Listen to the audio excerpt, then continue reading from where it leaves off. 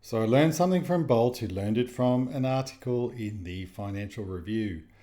One of the reasons contributing to our inflation crisis is a bunch of pirates near the Suez Canal. A bunch of Islamist extremists, Houthis, are attacking merchant ships like no tomorrow. They've even sunk 2 massive cargo ships so far. Funded, it seems, by Iran. So a lot of captains and companies are not wanting to take the risk of shipping through the Suez Canal. Fair enough. Those that are still shipping stuff are now travelling the old route around the Cape of Good Hope. All this, of course, is greatly increasing the cost of shipping, and Australia, among 64 other countries, is suffering the inflated prices. Inflation, we know something about that. Prices have been trebled. All this is happening off the coast of Yemen for about a year now, since October 7th, part of the war against Israel and America, really. What's Australia's response? Maybe we'll send some warships to stop these misfit pirates. No.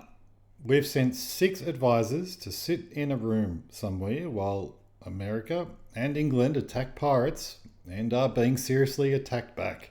These Houthi yobbos are not like the Somalian pirates we've all seen in Captain Phillips. While they still have the silly little boats that could be so easily sunk, they have rocket launchers and firing rockets from these little boats. Then there's a bunch of rocket launch sites on land in Yemen. Albanese's response to these misfits and our soaring inflation was thusly, quote, "This is a global phenomenon. It's also why we've designed our cost of living relief package in ways that reduce costs." He knows the reason. It's Muslim extremists, but never mentions it. We just live in a world of pretend.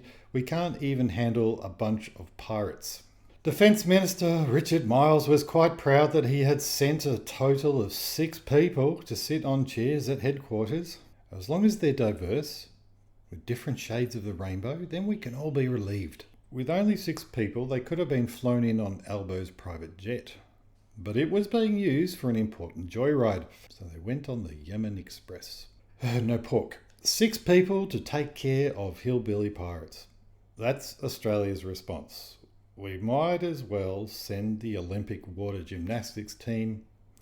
Or the Matildas. They aren't winning and neither are we. But I guess we get a participation award for sending 6 people to solve a problem that all Australians will benefit from. So we either have a very, very weak navy or Labor are appeasing the Muslim vote. While we all suffer a cost of living crisis. Then they can win again and push through a globalist green agenda. Instead of fighting a ragtag bunch of Islamist extremist pirates, we're spending all our money fighting the weather. Because like vital statistics in Asterix and Obelix, our leader thinks the sky is falling down. And this, of course, is driving up inflation costs massively as well. The big factories warned us quite a while ago now that things like the cost of our beloved snacks and bunch of other things are going to skyrocket because their massive electricity bills are trebling. As every step from farm to supermarket is paying a much greater electricity cost, the consumer pays for every additional cost along the way, but at the end. So there's no end in sight for our inflation while we continue to fight the sky gods. These Houthis, funded by Iran, have declared war on Israel and basically America. They've attacked more than 120 ships since October 7th. They've killed and kidnapped sailors, as well as sinking 2 freight ships so far. The difference of pirates of old is that they can record their attacks and share them on social media.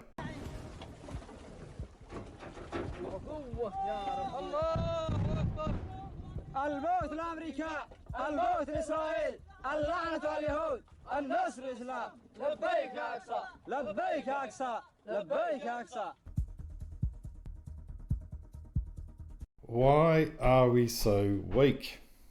I think we have one functioning submarine, but we only need one because luckily, and don't tell anyone this because it's a national secret, we've developed a teleportation device. We can get this submarine to teleport from one distant side of Australia to the other. The device has conveniently been set up in Alice Springs, now the top 20 most dangerous cities in the world. Instead of young folks wanting to defend this country, they are taught to despise its very roots. Probably why we are so desperate to rehire retired soldiers and why the anti-terrorism Federal Police Force spend 20% of their resources fighting against nationalism. Oi!